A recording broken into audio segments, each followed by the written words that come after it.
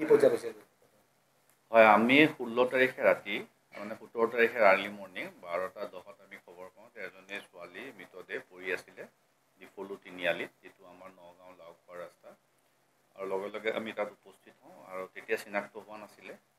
আৰু আমি পৰৱৰ্তী সময়ত নেক্সট ডে আমাৰ যেতিয়া চিনাক্ত হ'ল তেতিয়া আমি গম পালোঁ যে ৰহাৰ পৰা নিৰুদ্দেশ হোৱা ছোৱালীগৰাকীয়ে তেওঁ।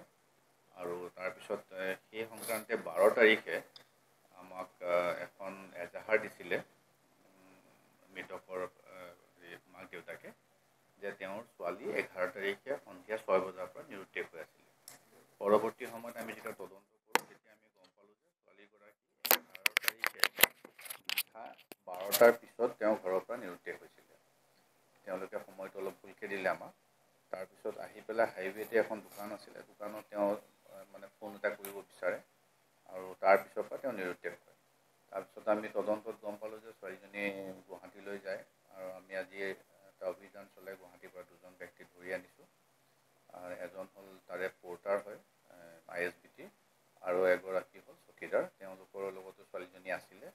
তাৰপিছত তাৰ আগতে আমাৰ তেওঁলোকৰ যিটো লৈ পেলাই কাজিয়া সৃষ্টি হৈছিলে সেই সংক্ৰান্তত আমি 3জন ব্যক্তিক এৰেষ্ট কৰিছোঁ।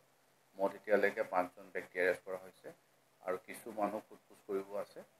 আৰু এখন গাড়ীৰ আমি এটা ইনফৰ্মেশ্যন পাইছোঁ, গাড়ীখনৰ আমি এতিয়া তদন্ত চলি আছে। যিখন গাড়ীত হয়তো তেওঁক আনি পেলাই তাত পলাই দিয়া বা তাত হত্যা কৰা আমাৰ এটা সন্দেহ আছে। বাকীখিনি আপোনালোকক মই যেতিয়া গোটেই ইনভেষ্টিগেশ্যনটো কমপ্লিট হ'ব আপোনাক ডিটেইলছ জনাই দিম। ছোৱালীজনী গুৱাহাটী কাৰোবাৰ লগত গৈছিলে নে কেনেকৈ? নাই, অকলেই গৈছে। যিখিনি আমি ট্ৰেক কৰি পালোঁ অকলেই গৈছে। তাৰমানে ঘৰৰ পৰা ডেছপাৰেট হৈ ওলাই গৈছে।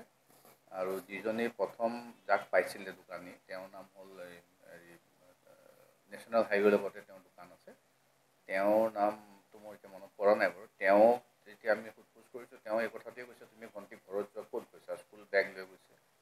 আৰু যথেষ্ট তাই মানে খঙত ওলাইছে ঘৰৰ পৰা। আৰু ওচৰ চুবুৰীয়াৰ পৰা গম পাইছোঁ যে ঘৰত কিবা এটা গণ্ডগোল হৈছিলে, যাৰ ফলত তেওঁ ওলাই আহিছিলে। নাই, এতিয়া আমি PM ৰিপৰ্ট ডক্টৰৰ লগতো কথা পাতিছোঁ, কোনো ৰেপৰ চাইন পোৱা নাই। মাৰ্ডাৰ হৈছে, ষ্ট্ৰেংগুলেশ্যন হৈছে, ডিঙিত ষ্ট্ৰেংগুলেশ্যনৰ মাৰ্ক আছে। এতিয়া আমি সেইখিনি তদন্ত শেষত ক'ম আপোনালোকক।